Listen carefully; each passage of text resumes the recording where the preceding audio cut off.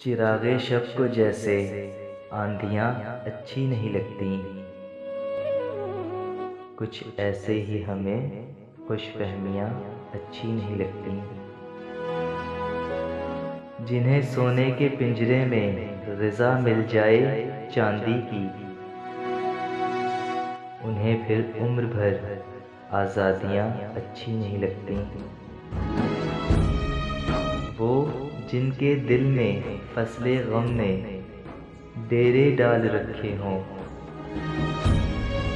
उन्हें फूलों पे बैठी तितलियां अच्छी नहीं लगती। मेरा दिल चाहता है उनको मैं आईना दिखलाऊं,